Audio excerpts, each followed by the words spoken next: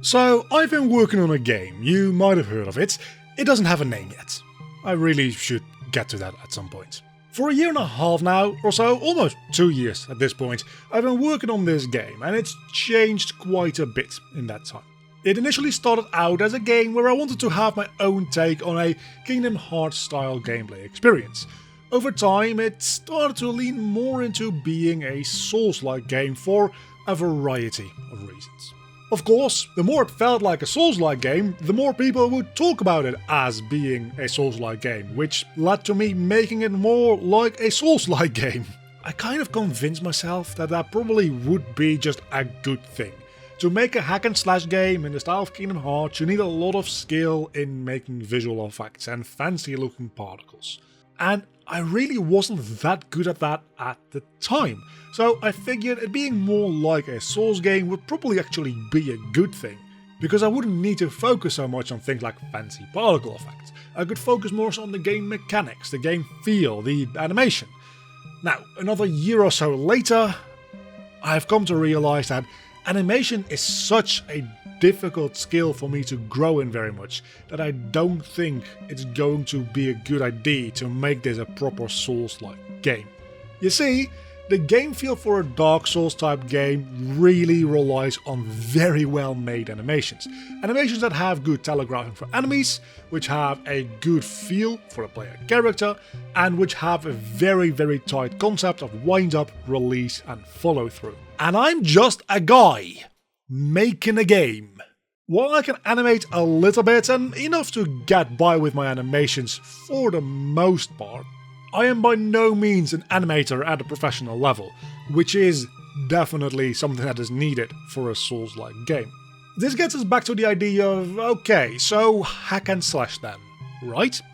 There you need to be able to make good quality particle systems and be really good at visual effects. And while I am not the ultimate best in the world at that either, it is something that I already have much more experience in from my background in video production and video editing, part of which is compositing, After Effects and visual effects and so on. So there's already more overlap there that I can draw. On top of that, I see these two different possibilities as almost opposite goals from each other. We've got the animation, and now we've got the visual effects. One of them is very close to a normal art workflow, and I wouldn't consider myself anywhere near a really good artist. The other one is much more procedural, much more programmatic, and this is how I personally get by with a lot of my art as well. I make it procedurally, I make it programmatically. Before I started working with Substance Painter a couple of months ago, I did all my texturing entirely in Blender, and I almost didn't do any texture painting at all. It was pretty much entirely procedurally, done by mixing and matching a lot of different math and texture samples.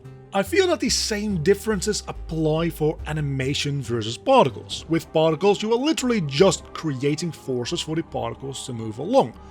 Then you have some materials that go along with that. And materials, by their very nature, are something programmatic. They are a set of instructions to tell the engine how something should look and behave visually. There is no painting in a material.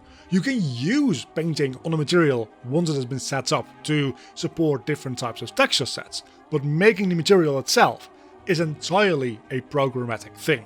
I think that more procedural, more programmatic approach to things is where I personally thrive as an artist. Again, it's a little bit of a misnomer to call myself an artist, I would say, but that really is where I thrive in that part of game development.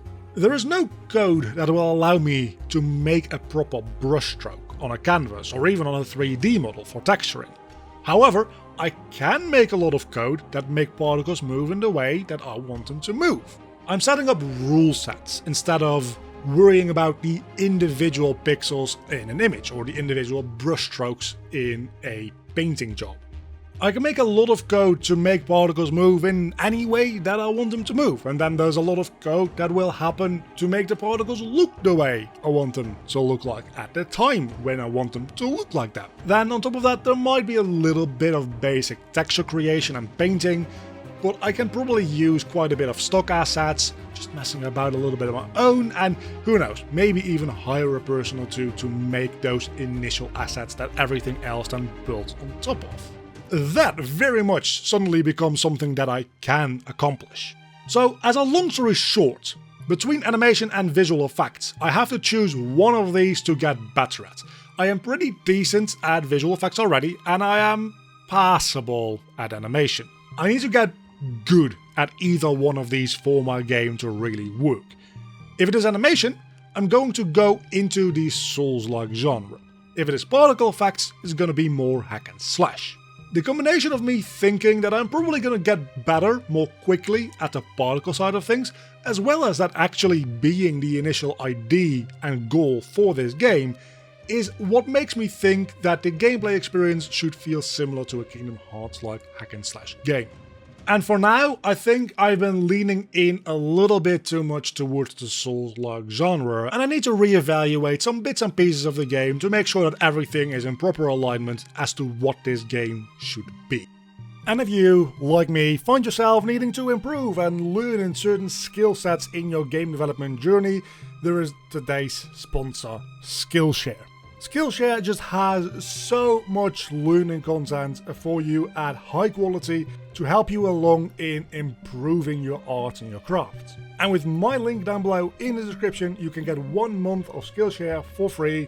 Start improving yourself today. Of course, there's a handful of other things that this really helps me with. The most important of which I think is the enemy AI. In a Souls-like game, every individual enemy needs to be at least somewhat intelligent, because if there's only a few enemies in a single area, between 3 or 4 and maybe in some cases up to like 10, every single one of them needs to be dangerous and more intelligent. For a normal hack and slash game, that is compensated with simply just adding more enemies, and more different kinds of enemies. My enemy AI still, in general, does need quite a bit of improvement, but I think I can get away with a little bit more, creating just more spawns of enemies rather than every enemy individually needing to be more intelligently programmed. And I think, at the end of the day, for the amount of enemies that I'm gonna need, that's going to cut down a lot of headaches and development time for me. I'm going to lean back more into the hack and slash thing. Kingdom Hearts style combat. That is to say, purely from a game feel perspective. I still want the darker undertones and atmosphere, the environmental storytelling and world building that Dark Souls has left on my game. There's not going to be any explicit storytelling in my game. The entire story itself will be implicitly told through the environment. So in that regard, there still very much is a little bit of Dark Souls DNA in my game. Just the moment-to-moment game feel should probably steer away a little bit more from that genre. And a very big thank you to all of my Patreons. You can see them on screen right now. If you want to help out supporting the channel, there's a link down below in the description to the Patreon page. A huge thank you to my Cave Student tier supporters, Earl Monseval Erno, and my Cave Digger tier supporters, Sergey Thomas,